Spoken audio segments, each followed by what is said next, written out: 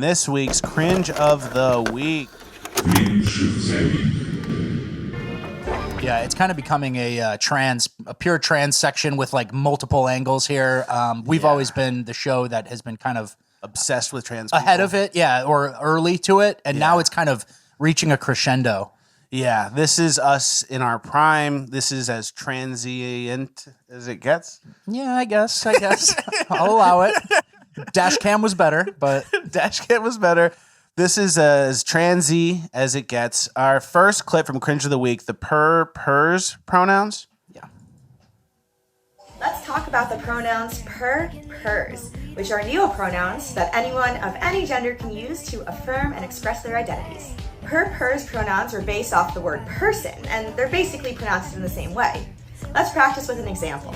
If I were talking about someone who uses per, pers pronouns, I might say, as soon as Per introduced herself, I knew we'd be friends. Per energy is radiant, and I cannot wait to see Per again. How about the example sentence? Yeah. It's like Per was so fantastic and so beautiful and brave and better than anyone I've ever met. She was the perfect. Yeah. Per stole $40 from my wallet and then took my mom's Vicodin from the. Yeah, That's so Per. Stole Vicodin from my mom's purse. Exactly. The real sentence is like, that weird girl was annoying. Yeah. Well, I hope I don't have to hang out with that person ever again. She was weird. That person hates me. Yeah. You know what's funny too is in these videos, like these pronoun videos, and I told Flex before we filmed, like, dude, we can't keep doing pronoun videos. Like, I'm running out of bits. We've said it all. But she goes at the beginning like, oh, and per and person, like anyone can use these. They're for any gender. And I'm like, yeah, all of them are for anyone. Don't you know? Isn't that the whole point? All of them are interchangeable and for anyone if you're playing the fake game, right? If you're playing the fake Harry Potter game and making everyone play with you. Exactly. Yeah, 100%. Yeah. Per self, she was a domestic abuser for a while, but she's past that. Yeah. Per. She's that weird girl's got some per issues. Not even knowing how to do it. Just adding per in the sentence later. Yeah. I personally don't like hanging out with her. All right. So this next clip is a trans people are offended at the language used around abortions. Yeah, this is a news piece. Abortion access is uniquely impacting the transgender and the non-binary community. One trans man is now sharing his experience with having an abortion and why he fears other trans people may not have the same opportunity. NBC News correspondent Zinkwe Esimwa has this story. So we've all been talking about what the Dobbs decision means for women, but it also matters for non-binary and trans birthing people. So I went to Atlanta, Georgia to hear from one trans man about his experience with abortion. When I think about my abortion, it saved my life. Kazembe Jackson is a trans man. That's where it ends. Yeah. So it's not even like the trans people can't get the abortion. They got the abortion in Georgia, and they're just mad about what the language around it. Yeah, that's what it sounds like to me. It's like I got the services I needed. Once the doctor looked under the hood, he goes, "Oh, I've seen this before on a woman." Oh, I've seen the same thing a million times. They didn't like the rhetoric. But they didn't like the rhetoric. Yeah, the wording was a little too harsh for them. So they killed the baby still. They didn't like the rhetoric. And it makes me wonder, this is what happens when you're too far removed from how you get food. Yeah, 100%. When you get food super easily for a while, then things like this become your biggest problems. All it takes is like a little bit of the world to go upside down to kind of realize what the issues are. Yeah, I have a couple points here. One, it's like I went down to Atlanta. We have 3 talking heads on the news talking about this, and they bring in the third. She's like, I went down to Atlanta to talk about this major using problem. Our resources, using their resources to send them to Atlanta for this. So they went to Atlanta. Her, the talent, the lighting, the sound guy, the 4 people in a van basically made their way up. And the opportunity cost of covering this stupid trans man's pregnancy feelings was like, like there's got to be some sort of like predatory landlord who's like, He hasn't cleaned the bed bugs in months, or Buckhead's not safe anymore. You can't even go shopping. Yeah. You're getting robbed in broad daylight. there's a serial killer in Atlanta. And it's like, let's go talk to the trans man and use all our news Who didn't resources. like how his abortion went because of the words used. Yeah. So And it's interesting. They're just using this. Obviously, they're using the situation to paint like the most oppressed person ever, and then being like, one side hates this person, the other side wants to help. Like, are you a good person who wants to help? And they're just like painting like the ultimate victim. But there's so many bigger fish to fry. yeah, there's literal like roads. There's a bridge out there that's unstable right now. I guarantee it. Yeah, but send the news investigative crew to go figure out the words used around the murdering of a baby. Yeah. And then another thing I want to say, like this this lady who's being a man, looks a lot better than a man trying to be a woman. The lady being a man looks a lot better. Yeah. Like the female to males, it's just like, that's a little fat guy. Just a little weird guy with a scraggly beard. Yeah, exactly. He's like kind of like a puffy body, and you're just like, oh, whatever. Oh, whatever. He's 5'6". I don't know. No worries. He's a little thick. Yeah. So I guess kudos on that. Yeah, the other way, it's a little bit different. It's like, geez, her shoulders are broad. Yeah, a little more obvious. I than might the be other way. getting into some danger zone here. Well, that's why we're going to make that the line. Moving on to our next clip. The Boston Trans Hospital.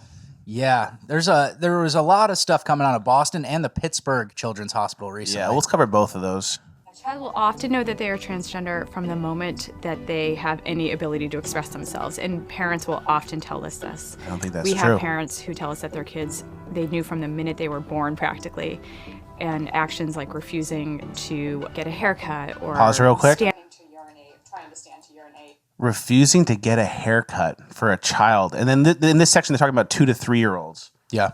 So it's like refusing to get, you think a 2 to 3 year old is refusing to get a haircut so they can be femme passing? Do you think they even know what hair means and like what boys do and what girls do? It's like refusing to get a haircut's probably because you're going to a new place. There's a stranger that you're going to be sitting next to in a chair who has like scissors. Clippers are scary. And it's like you're in a place with all these people you don't know. And it's like that's why the kid doesn't want to get a haircut. Yeah. The kid is just like, kids are naturally scared of new things. Not because it's like, oh, if I get a haircut, I'll look like a boy and I want to be you're 2 years old. It makes no sense. Let's play the clip for the rest of it, please. A child will often to urinate, trying to stand to urinate, refusing to stand to urinate, trying on siblings' clothing, playing with the quote opposite gender toys, things like that. Yeah. So those are that's the evidence. That's like the lowest bar I've ever heard of in my entire life. Haircuts, toys, clothes, standing while you pee. And it's basically like if your kid is resistant to any of these things, if your kid tries on their siblings' clothes, they're trans and you're hateful. One lady I know replied to this with a tweet and was like, my son at 4 years old wants to be Buzz Lightyear. Yeah. And they're strap a helmet on him. Let's go. But they're working on that. Buzz Lightyear's is gay now, right? Or he kisses somebody. No, somebody else is gay in Buzz Lightyear. But they're working on it. They're working on Buzz Lightyear. Yeah. So no matter what you want to be, he'll break soon. He'll break. Yeah. I saw a joke that was like, telling my son's first grade teacher he's a girl, so the first grade teacher flips him back. You know? Yeah. So now we're doing like guerrilla warfare subversion against the teachers. Yeah, the only way to raise a son these days. Here's another clip from the Boston Children's Hospital. So most of the patients that we have in the GEMS clinic actually know their gender, usually around the age of puberty, but a good portion of children do know as early as seemingly from the womb, and they will usually express their gender identity as very young children, some as soon as they can talk. They might say phrases such as I'm a girl, or I'm a boy, or I'm going to be a woman, or I'm going to be a mom. Kids know very, very early. The biggest piece of advice I give parents who are coming through the gender clinic at Boston Children's Hospital is to just be supportive. Sometimes you might not understand, sometimes you feel like you don't know the terms or you don't kind of get exactly what the child means when they say that they might be this gender, but the biggest thing you can do is just love your child and support them and just allow them to express support themselves. The child, listen That's to the biggest child, protector as do well what the doctors told you to do after talking to the kid in the back room. You have to listen to the 3-year-old and the mentally ill person running a satanic principality out of this hospital. Yeah. Dude, no, and that's the thing. It's like when the standards and the bar for like I am transgender is you convincing a talker.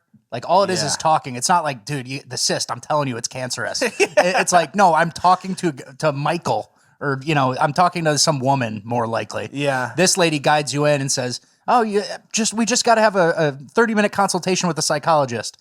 You go in the back room, come out, and it's like, yeah, it's true. We need you to support and now your child. you have to support, no questions. You might not understand some of the words. Let us take it. Let us take the kid.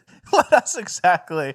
And they will eventually get to the point where if you don't let your kid be transgender after they go to a clinic like this, then like CPS will come and probably take your kid. Absolutely. It's gender affirming care. And that's what they're trying to do with, I guess, Biden's new Title IX. It's like try to get gender affirmation in the same category as like the men versus women, which is what Title IX was originally for. Makes sense. So that's going to be a fight. Makes sense. I said these hospitals are all pumping this out. They love it because they get fat money. Like this, none of this stuff is cheap. Yeah, like, oh, you're going to need to be on testosterone for the next 18 months or 18 years rather. Yeah. Let's go. That's a recurring subscription model. And then when they fuck you up and you're regretting it and you're off testosterone and stuff, then you're going to have to do some reversals soon. So they get you twice. Double surgeries. Exactly. Wow, that makes total sense. And watch, this is from Pittsburgh Children's Hospital. So I guess there's a PR blitz happening right now for they're trans all over kids it. and gender affirmation because it's a moneymaker all for the sure. doctors, the science trusters. And it's all women too. Small observation. But I wanted to talk to you guys today a little bit about puberty blockers. Puberty blockers are basically a medication that says, hey, let's just put a pause on puberty. And that can be really beneficial for younger kids who have already started the puberty process, who either might go through a lot of psychological distress as they go through puberty if they're struggling with gender dysphoria, or for somebody who's saying, hey, I'm not really sure if I feel comfortable in my body or what gender I truly identify with. Don't a ton of kids not feel comfortable in their body? Isn't puberty a tough time for a lot of teenagers? yeah, your hormones are like the first time you've had them and they're going nuts. Yeah, and it's like we're just going to put a pause on that because anything that can cause someone stress is wrong and bad, not something you can like work through. Yeah, and it's so flippant too. It's like, oh, it's just a switch. It's on and off. Nothing bad's going to happen long term. You're going to be 5'3" and no Adam's apple, but you're going to be happy as a 15-year-old. Yeah, from 13 to 16, yeah, you think they had less stress? Yeah, They're already so problem like filled already. It's like the most complex machine in the world, the human body. It's just like, let's just pause it. Let's just flip a switch. Can you play that trans post-op clip? Yeah, so this is the other side of it. Mm-hmm. This is someone who's done all the, who was affirmed by all of these women, Yeah. And here's the result. I started biopsy back in March 2020, and we are in March 2022, and we're not even halfway through the process. To put it lightly, the past year has been them trying to fix their F-up. I have a fistula, which is an abnormal connection between my urethra and my rectum, meaning the P-tube is pretty much going through my rectum, which is causing ongoing UTIs, urinary tract infections, and so he's pissing out of his when I had ass. surgery back in July, You want me to? Yeah, when keep they going. tried to first fix the fistula from going from above, and so that gave me an ostomy bag at age 27.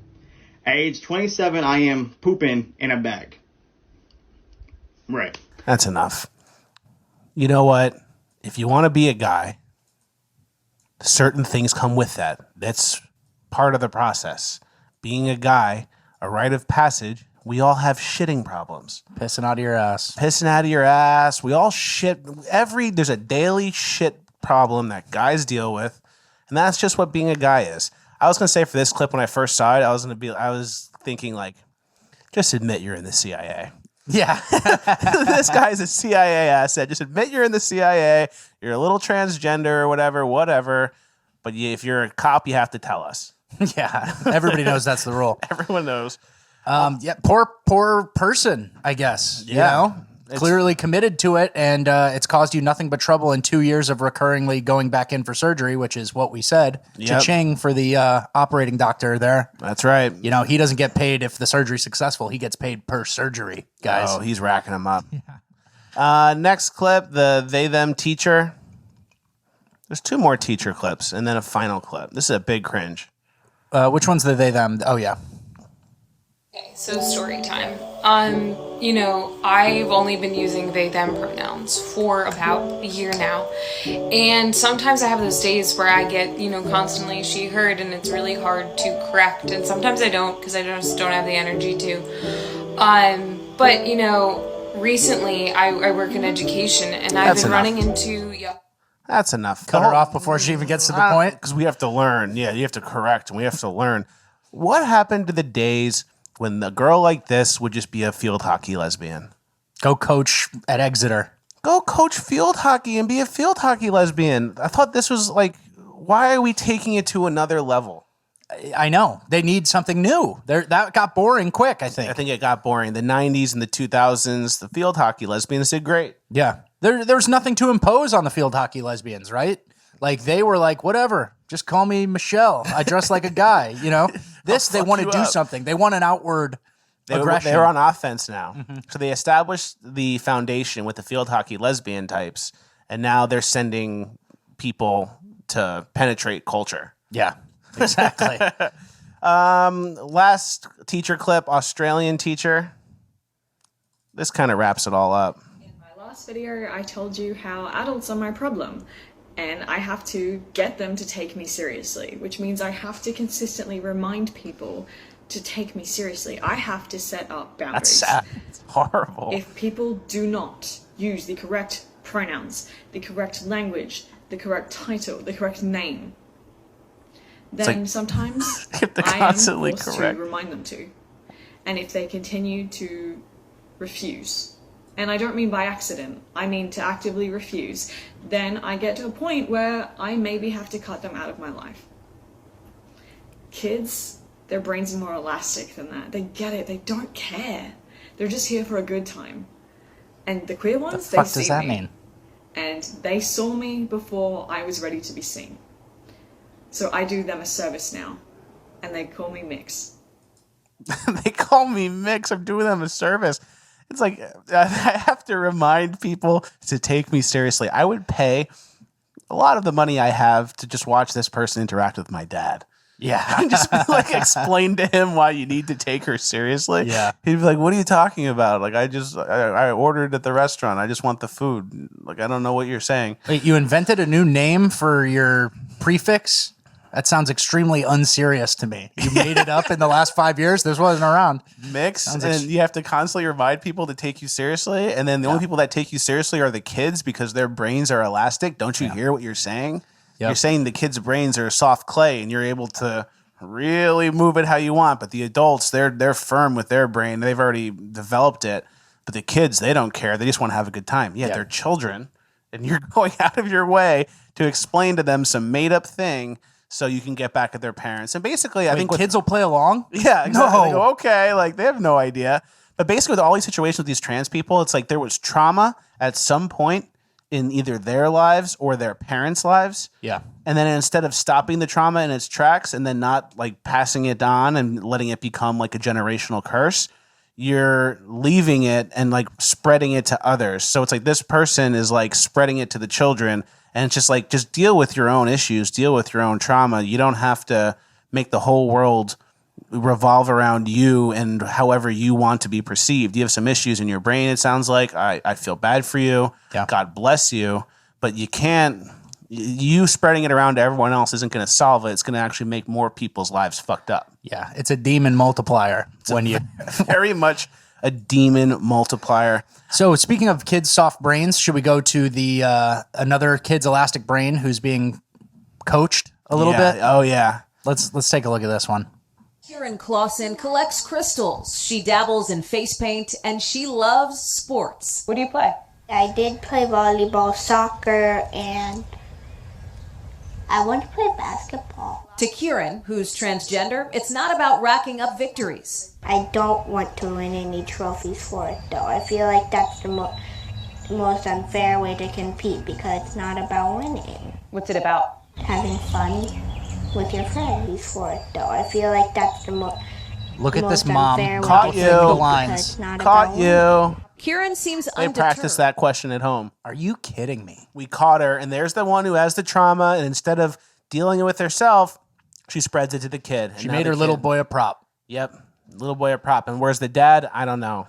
They showed a picture of him, I think, riding a bike or something. Doesn't matter. We got on the news. Yeah. We got on the news. Look at that. That's positive. This is your time to shine. Yeah. So super bad. We caught her there, mouthing the lines. So for the next clip, this is going to be kind of an example of what the teachers who are enabling this type of behavior, what they're up to get their agenda across. Yeah, this is a random Twitter thread, and it says some teacher. I think we're going to have to blur this out because they're not, blue check marks, but it says, teacher Twitter, I have to inventory my books in my classroom to give out on a list to parents. Please help me come up with fake funny titles / author names. I'm begging. And then someone replies and says, is this just for books in your personal classroom library? And why do you have to do this? Is this normal procedure?